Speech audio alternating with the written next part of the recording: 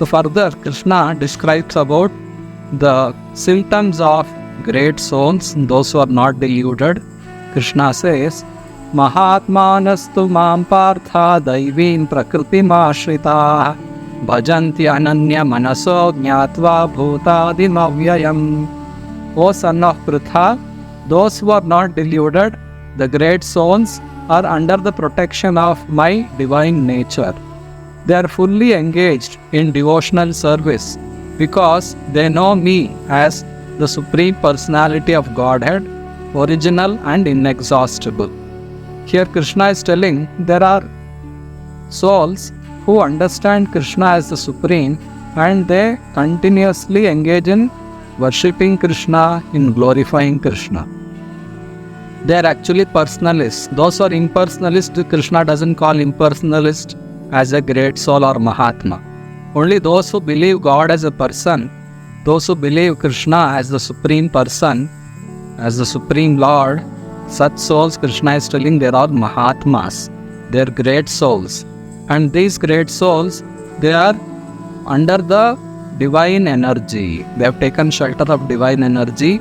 They are beyond the control of material energy. When a person surrenders to Krishna, he comes under the shelter of divine nature and then he continuously engages in serving Krishna. This Krishna has cleared in the Bhagavad Gita that those who surrender unto him, Daivi Hiesha Gunamayi Mama Maya Duratyaya Mamevaye Prapadyante Maya Metam Tarantite. Krishna says that this material nature, which is made of three modes of nature, it is very, very difficult to overcome. But Mamevaye Prapadyante Maya Metam Tarantite. Those who surrender to Krishna, they can easily cross over this material energy. So those who cross over this material energy, they are actually under the shelter of internal energy of Krishna. Without taking shelter of internal energy, one cannot get liberated from the external energy, which is the material energy. As living beings, we are marginal energy.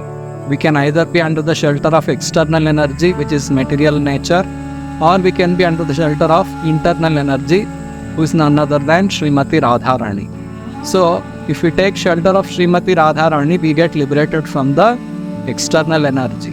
So, by taking shelter of Srimati Radharani, under the expert guidance of a spiritual master, if we learn how to serve Krishna, then we become free from the influence of material energy.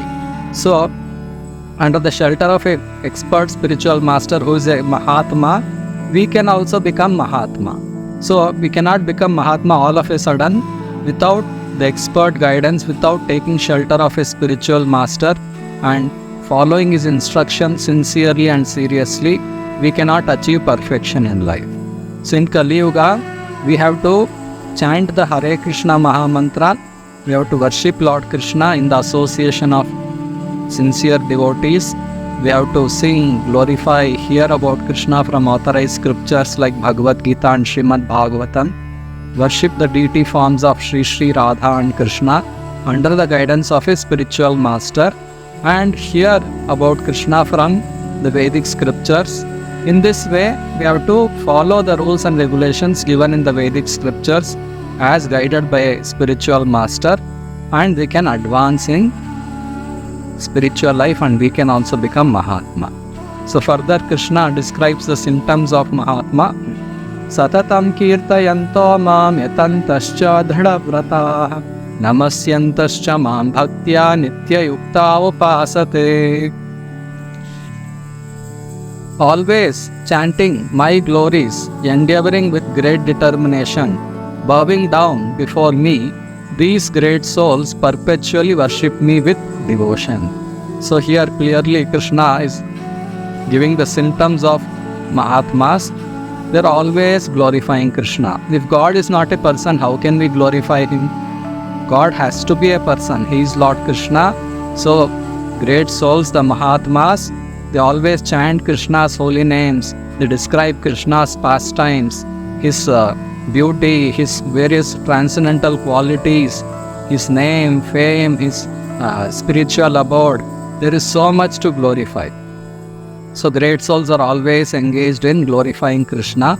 Those who are impersonalists, they are not at all They're not called as Mahatmas anywhere in the scriptures.